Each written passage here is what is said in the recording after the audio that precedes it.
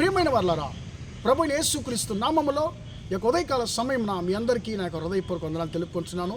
ఈరోజు అంతా కూడా మీరు చేయబోయే అన్ని విషయాల్లో దేవుని హస్తము మీకు తోడయుండి మీకు జయాన్ని కలుగజేయునుగాక. ప్రియులారా, ఒక్క సంవత్సరాన్ని మనము మొదలుపెట్టినప్పుడు మనందరికీ చాలా ప్రశ్నలు ఉంటాయండి. ఈ సంవత్సరం నా జీవితంలో ఏం జరగబోతుంది, ఈ సంవత్సరం నేను ఏం చేయాలి, ఎలాంటి మార్గంలో దేవుడు నన్ను నడిపించబోతున్నాడు, నాకు ఏం జరగబోతుంది అనేటువంటి చాలా భయాలు ఉంటాయి, చాలా ప్రశ్నలు మనతో ఉంటాయండి. ఈరోజు అలాంటి ప్రశ్నలకు జవాబు ఇచ్చేటువంటి రీతిగా దేవుడు నీతో నాతో మాట్లాడడానికి అని ఇష్టపడుతున్నాడు.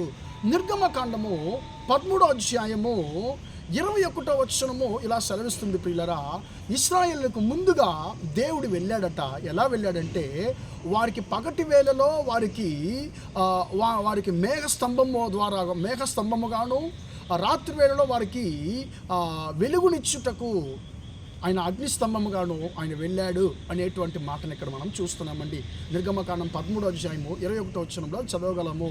ప్రియులరా, ఎందుకు పగటి వేళ మేఘస్తంభం అంటే వారికి మార్గము చూపించడానికి మొట్టమొదటిగా, రెండవదిగా ఆ యొక్క ఎండ యొక్క ప్రమాదము నుండి, ఎండ యొక్క ఉష్ణం నుండి వారిని కాపాడడానికి. అది మాత్రం కాదు, రాత్రి వేళ వారికి మంచి మార్గాన్ని, వారు నడవలసినటువంటి మార్గాన్ని చూపించడానికి అగ్నిస్తంభంగాను దేవుడు వారికి ముందు వెళ్ళాడట. ప్రియులారా, ఈ యొక్క సంవత్సరంలో కూడా నీ జీవితంలో, నా జీవితంలో దేవుడు ఈ యొక్క విషయాన్ని చేయబోతున్నాడు. నీకు ముందుగా, నాకు ముందుగా ఆయన వెళ్ళబోతున్నాడు.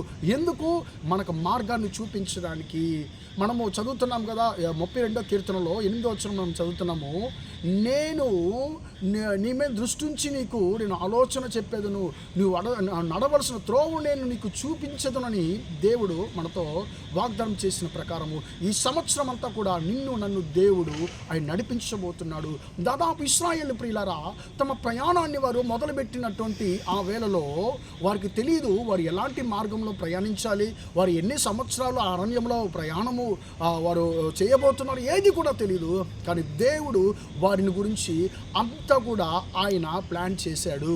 కాబట్టి నీ జీవితంలో, నా జీవితంలో ఈ యొక్క సంవత్సరంలో ఏం జరగాలి, మనం ఎలాంటి మార్గంలో ప్రయాణం చేయబోతున్నాము, మన జీవితంలో ఏం జరగబోతుంది, మన కుటుంబంలో ఏం సంభవించబోతుంది, అన్నిటిని కూడా మీరు నేను ఎరగకపోయినా నన్ను సృష్టించిన దేవుడు సమస్తాన్ని ఎరిగి ఉంటున్నాడు. ఆయన అంటున్నాడు, నా కుమారుడు, నా కుమార్తె, నీ యొక్క భవిష్యత్తు నా చేతిలో ఉంది. ఈ సంవత్సరం అంతా కూడా నేనే నిన్ను నడిపించబోతున్నాను. ఎలాంటి మార్గంలో, నీవు ఏ మార్గంలో ప్రయాణం చేస్తే ఆశీర్వాదాలు పొందుకోగలవో అలాంటి మార్గంలో, ఆ మార్గంలో, సరైన మార్గంలో నేను నిన్ను నడిపించడానికి నేను నీకు ముందుగా వెళ్ళబోతున్నానని చెప్పి దేవుడు అంటున్నాడండి. పిల్లరా, ఆ 40 సంవత్సరాలు వారు అరణ్యంలో ఇశ్రాయేలు ప్రయాణం చేశారు.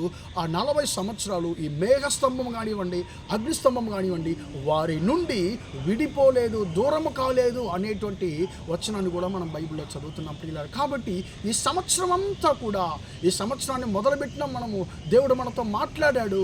ప్రియులారా, ఈ సంవత్సరం అంతా కూడా దేవుడు మనతో రాబోతున్నాడు, మనకు ముందు వెళ్ళబోతున్నాడు. ఎందుకంటే నన్ను కాపాడడానికి, నన్ను ఆశీర్వదించడానికి దేవుడు మన ముందుగా ఆయన వెళ్ళబోతున్నాడు, మనకు జయాన్ని చేయబోతున్నాడు. ప్రార్థన చేద్దామా? ప్రేమగల మా తండ్రి, దయగల దేవ, ఇంతవరకు ఈ మాటలు విన్న మీ బిడ్డలు మీరు దీవించండి, ఆశీర్వదించండి. తండ్రి యేసయ్య, మేఘస్తంభముగాను అగ్నిస్తంభముగాను ఇశ్రాయేలుకు ముందుగా తండ్రి వెళ్ళినటువంటి దేవుడువు తండ్రి, ఈరోజు మా సహోదరులకు ముందుగా తండ్రి ఈ సంవత్సరం అంతా కూడా నీవు వెళ్ళమని ప్రార్థిస్తున్నాను తండ్రి. వీరు ఏ మార్గంలో వెళితే జయాన్ని పొందుకోగలరో, ఆశీర్వాదాన్ని పొందుకోగలరో అలాంటి మార్గంలో వీరు ప్రయాణం చేయడానికి ప్రభువాను కృపదైత్యమని ప్రార్థిస్తున్నాను. ఈరోజు అంతా కూడా మా సహోదరి చేసే అన్ని విషయాల్లో మీ హస్తము తోడుండి వారికి జయాన్ని కలుగజేయమని యేసు నామములో ప్రార్థిస్తున్నాను తండ్రి. ఆమేన్, ఆమేన్. ప్రియులారా, దేవుడు మిమ్మల్ని దీవించి ఆశీర్వదించును గాక. Praise the lord.